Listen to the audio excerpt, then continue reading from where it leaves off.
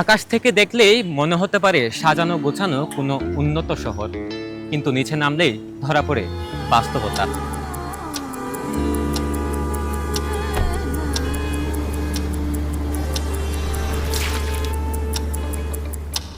1869 সালে যাত্রা শুরু হয়েছিল কক্সবাজার পৌরসভার। প্রায় 157 বছর পুরনো এই পৌর এলাকায় সময়ের সঙ্গে বেড়েছে জনসংখ্যা, পর্যটকের চাপ, নগরায়ন আর নাগরিক সেবা চাহিদা। কিন্তু সেই তুলনায় বাড়েনি সেবা। দেশের পর্যটন রাজধানী কক্সবাজার পৌরসভাকে সিটি কর্পোরেশনে উন্নীত করার উদ্যোগ নিয়েছে সরকার।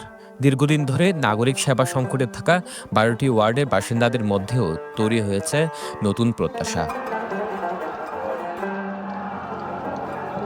প্রধানমন্ত্রীর কক্সবাজার সফরে দেওয়া প্রতিশ্রুতির পর বিষয়টি গতি পায়। এরই মধ্যে প্রধানমন্ত্রীর কার্যালয় থেকে স্থানীয় সরকার বিভাগকে প্রয়োজনীয় প্রশাসনিক ব্যবস্থা গ্রহণ এবং অগ্রগতি প্রতিবেদন পাঠানোর নির্দেশ দেওয়া হয়েছে। আকাশ থেকে দেখলেই মনে হতে পারে সাজানো গোছানো কোনো উন্নত শহর, কিন্তু নিচে নামলেই ধরা পড়ে বাস্তবতা। বর্ষায় জলাবদ্ধতা, আবর্জনার স্তূপ আর প্রতিদিন নাগরিকের কত শত দুর্ভোগ।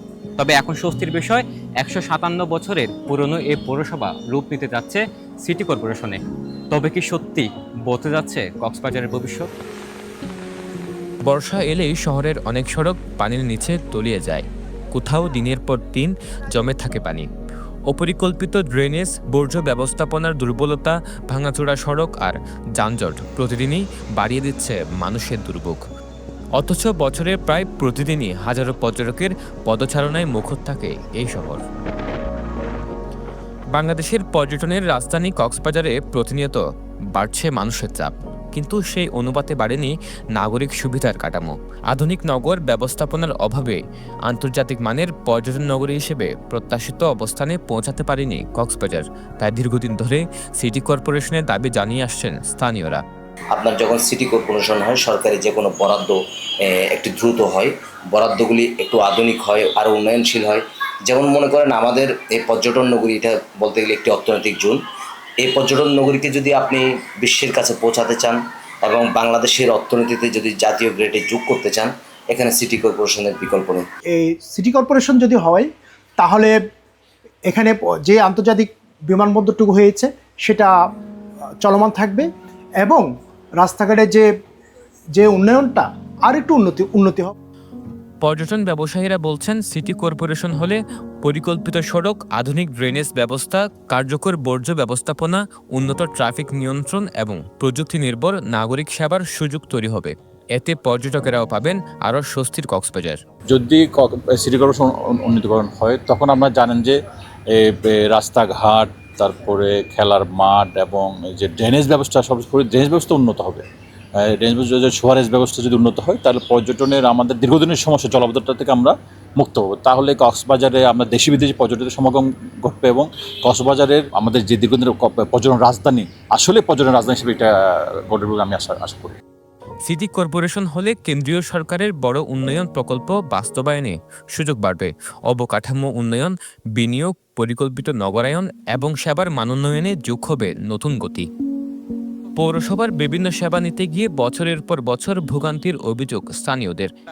অনেকের মতে সঠিক পরিকল্পনা, দক্ষ ব্যবস্থাপনা এবং কার্যকর তদারকির অভাবই নাগরিক সংকটকে দীর্ঘস্থায়ী করছে। তাই শুধু নামে পরিবর্তন নয়, সুশাসন, জবাবদিহিতা, দক্ষ ব্যবস্থাপনা এবং নাগরিক অধিকার নিশ্চিত হলেই মিলবে সুফল। আমরা দেখেছি কক্সবাজার পৌরসভায় যখন বর্ধিত পৌরসভা ছিলেন, যাতে বেশ কয়েকটি ওয়ার্ড নিয়ে যখন বর্ধিত পৌরসভা হয়েছিল, এখনও অনেক বর্ধিত পৌরসভা ওয়ার্ডগুলোতে এখনও অনেক এলাকায় এখনও উন্নয়ন বঞ্চিত রয়েছে এবং তাদের দীর্ঘদিনের যে একটা বোঝা হিসেবে ছিল বর্ধিত পৌরসভা ঢোকার পরে, সেটা যেন যে সিটি কর্পোরেশনের ঘোষণা আসছে কিংবা ঘোষণার যে প্রক্রিয়া, সেখানে যেন অন্তত সেটা না হয়। এখানে ময়লা ম্যানেজমেন্ট নেই, তারপর হচ্ছে এখানে সিকিউরিটি ম্যানেজমেন্ট নেই, এখানে হাউজিং যে সোসাইটিগুলো বিল্ড আপ হয়েছে ইনফর্মালি কমপ্লিটলি, সেগুলোর কোনো ম্যানেজমেন্ট নাই। এখানে যে হেলথ ডিপার্টমেন্টটা আছে, সেগুলোর প্রপার যে ইউটিলাইজেশন এবং এগুলোকে প্রপার ওয়েতে ব্যবহার করা, মানুষকে সেবা দেওয়া, সেগুলোর অ্যাসুরেন্স করতে হবে। বর্তমানে যে সমস্যাটা হচ্ছে সিটি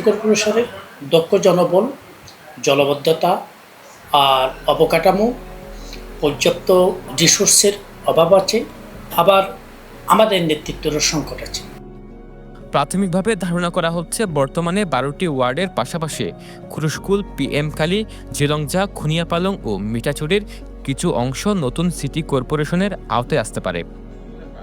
কক্সবাজার 3 আসনের সংসদ সদস্য লুৎফর রহমান কাজল বলছেন, কক্সবাজারের টেকসই ও পরিকল্পিত উন্নয়নের জন্য সিটি কর্পোরেশনের বিকল্প নেই।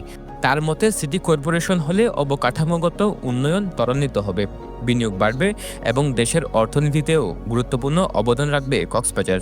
অর্থনৈতিক কর্মকাণ্ডে কিন্তু অনেক সিটি কর্পোরেশন থেকে কক্সবাজার অনেক এগিয়ে। আমরা কয়েকটা ইউনিয়ন পাশে বারবার তো আর করা যাবে না, একেবারে আমি বলেছি যে সম্ভাব্য সীমানা নিতে আমি বলেছি পার্শ্ববর্তী যে ইউনিয়নগুলো আছে সীমান্ত ইউনিয়নগুলো যাতে এখানে অন্তর্ভুক্ত করে। সিটি কর্পোরেশন মানে সরকারি তরফ থেকে অনেক বরাদ্দ আসবে, অনেক পরিকল্পিত হবে, নগর উন্নয়ন হবে, রাস্তাঘাট প্রশস্ত হবে, পর্যটকদের সুযোগ সুবিধা বাড়বে। এটা একটা যদি হয় সিটি কর্পোরেশন, এটা দেশের জন্য মঙ্গল হবে আর আমাদের অধিবাসীদের জন্য মঙ্গল হবে।